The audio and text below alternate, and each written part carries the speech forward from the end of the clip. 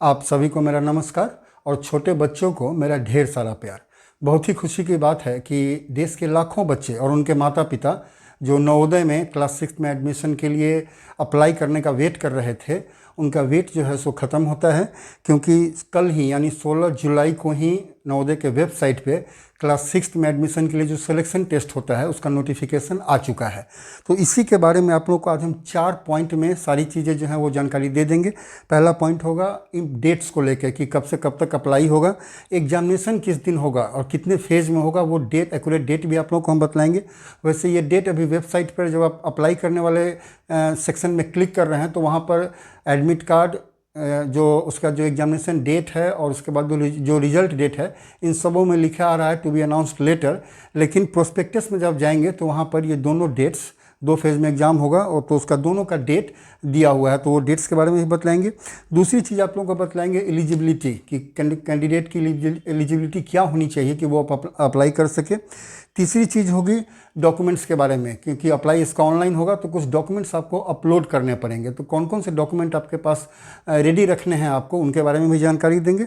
और चौथी और छोटी सी चीज़ है एग्जामिनेशन पैटर्न कि एग्जामिनेशन में किस किस सब्जेक्ट से कितने नंबर के और कितने क्वेश्चंस पूछे जाते हैं और उसमें टाइम कितना मिलता है। इसके पहले कि इन सब चीज़ों के बारे में हम जानकारी दें, एक छोटी सी बात जो हम हमेशा अप्लाई करते समय पेरेंट्स को बोल देते हैं, वो अभी भी हम बोल देना चाहेंगे कि आप अप्लाई खुद करें या कहीं और किसी और से आप अप्लाई करवाएं, मोबाइल नंबर और ईमेल आईडी आप अपना ही दें। यदि पॉसिबल हो सके तो यदि आप किसी और से अप्लाई करवा रहे हैं तो आप वहां पर उसके साथ रहने की कोशिश करें और सारी इन्फॉर्मेशन अपने सामने में फिल करके थोड़े निश्चिंत हों, ताकि बाद में यदि कोई कहीं कुछ गलती हो जाती है, फॉर्म रिजेक्ट हो जाता है तो बड़ी दिक्कत होती है। तो ये सजेशन है।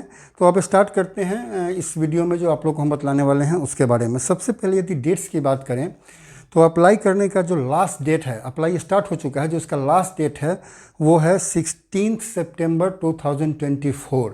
16 सितंबर 2024 तक आप क्लास 6 में नवोदय के लिए अप्लाई कर सकते हैं। जो एडमिट कार्ड है, एडमिट कार्ड का भी डेट नहीं बताया गया है कि एडमिट कार्ड कब इशू होगा, वो बाद में बताया जाएगा। यदि एग्जामिनेशन डेट की बात करें तो 2 फेज़ में एग्जामिनेशन है। जो पहला फेज़ है वो एग्जामिनेशन होगा 18 जनवरी 2025 को, यानी 18 जनवरी 2025 को 11:30 बजे दिन से। जो दूसरा एग्जामिनेशन का डेट, जो दूसरा फेज़ है वो आया है 12 अप्रैल 2025, यानी 12 अप्रैल 2025 को सेकेंड फेज़ का एग्ज़ाम होगा। ये हो गया। रिजल्ट के बारे में एक्यूरेट डेट तो नहीं है, लेकिन एक मंथ बतलाया गया है कि जिनका एग्ज़ाम 18 जनवरी 2025 को होगा उनका रिजल्ट मार्च 2025 तक दे दिया जाएगा, और जिनका एग्जामिनेशन 12 अप्रैल 2025 को होगा उनका रिजल्ट मई 2025 तक दे दिया जाएगा। इसके बाद यदि बात करें एलिजिबिलिटी की, सेकंड सेगमेंट में आते हैं एलिजिबिलिटी। तो एलिजिबिलिटी में 2-3 चीज़ है वो हम बतलाते हैं। सबसे पहला जो इम्पोर्टेंट चीज़ है कि नवोदय के एग्ज़ाम में कोई बच्चा 2 बार नहीं बैठ सकता है। तो यदि कोई कैंडिडेट जो ऑलरेडी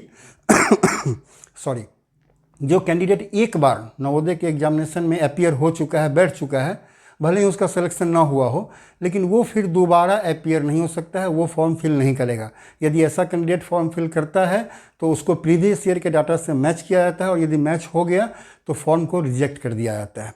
दूसरा कंडीशन कि आप जिस स्कूल में पढ़ रहे हैं क्लास 5 में, वो स्कूल जिस डिस्ट्रिक्ट में आता है उसी डिस्ट्रिक्ट के अंदर, या वो डिस्ट्रिक्ट जिस नवोदय के अंदर आता है आप उसी नवोदय के लिए अप्लाई कर सकते हैं।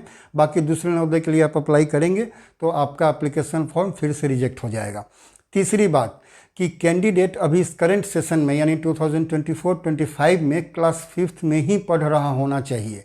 यदि किसी और स्कूल क्लास में पढ़ रहा होगा तो उसका भी एप्लीकेशन रिजेक्ट हो जाएगा।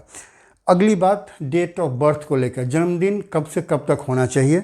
तो जो डेट ऑफ बर्थ का रेंज है वो है 1 मई 2013 से 31 जुलाई 2015 तक।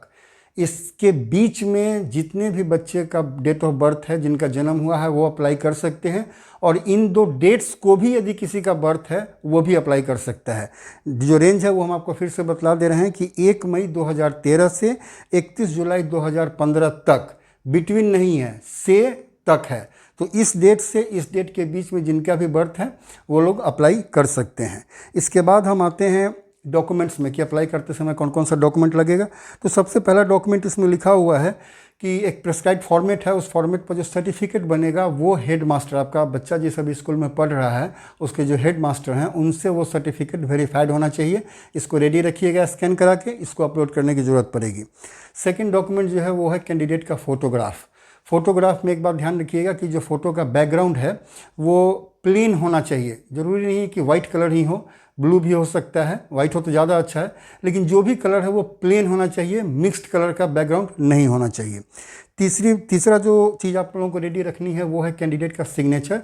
एक वाइट पेपर पर कैंडिडेट से सिग्नेचर करा लेना है ब्लैक पेन से, और उसको भी स्कैन कराकर आप अपने पास रख लेंगे। इसको भी अपलोड करने की ज़रूरत पड़ेगी। चौथा डॉक्यूमेंट सेम चीज़ है, सिग्नेचर पेरेंट का।